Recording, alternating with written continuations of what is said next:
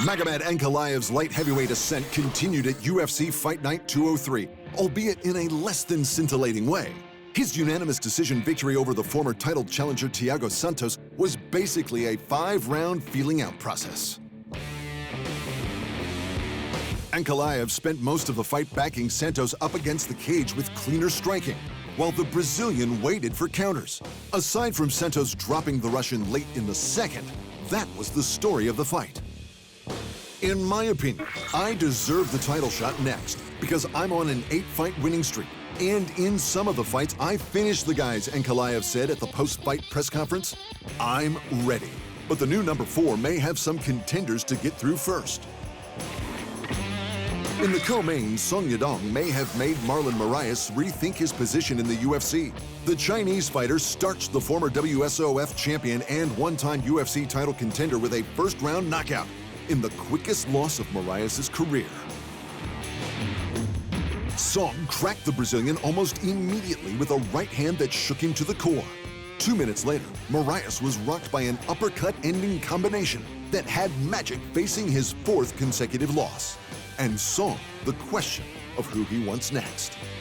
Dominic Cruz said Song, "I've watched his fight since I was a young kid and I like him very much. I like his style, so I'm curious. My style with his style. What's going to happen?" That could be a brilliant matchup. Cruz is one of the greatest bantamweights in history, and his elusive footwork is legendary. But the current number 7 did come unstuck when he faced the hard-hitting Cody Garbrandt. And Song might just be a better boxer than No Love. Song's annihilation scored him one of the night's 4 $50K performance bonuses. The others were claimed by Khalil Roundtree, Cody Brundage, and Azamat Murzakanov for their devastatingly effective stoppages, particularly Roundtree's kick to the guts. In other MMA news, Kamaru Usman thinks he may be able to get a huge money fight if he's allowed to compete against boxing megastar Canelo Alvarez in a boxing bout. I do think that fight 100% needs to happen. The pound for pound versus the pound for pound, said the UFC's welterweight champ. Everyone says it can't be done until they see it done. I've said it before. I will stop him. The UFC president, Dana White, is one of the 2 men who can make it happen, and he has always been reluctant to let his fighters try their hand at boxing. The one exception was the then dual division champion Conor McGregor, taking on the undefeated megastar Floyd Mayweather Jr. in a bout that was dubbed the money fight. And Usman says White is open to the idea of another highly lucrative crossover. White said that he's not opposed to the fight. "Then we'll make the fight happen," claimed Usman. "It's not too difficult. Dana White is the best promoter of the game for a reason. It's not too difficult to make. I think we can make that fight." The other man he needs to convince is Canelo. And while Canelo would be heavily favored to completely outbox Usman, he's just not that interested. "I don't see it happening. It doesn't make sense for me," explained Canelo in November of last year. "I want to make history in boxing, and I don't see anything right there."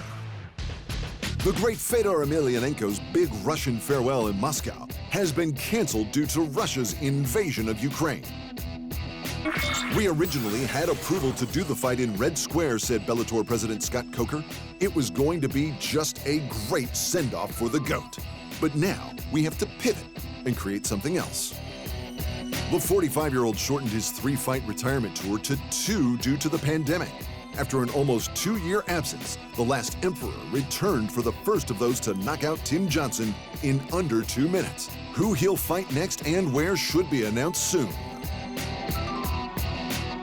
And from a legend to the opposite, Greg Hardy has parted ways with the UFC. The former 127-kilo defensive end in the NFL was convicted of assaulting his girlfriend on multiple occasions in 2014 and took up MMA following his suspension. After a promising start against low-tier opponents, Hardy finished his UFC career with 3 consecutive knockout losses, and it couldn't have been a better way to end his UFC career. Thanks for watching, and remember, if you want more fight sports in your life, just hit the subscribe button.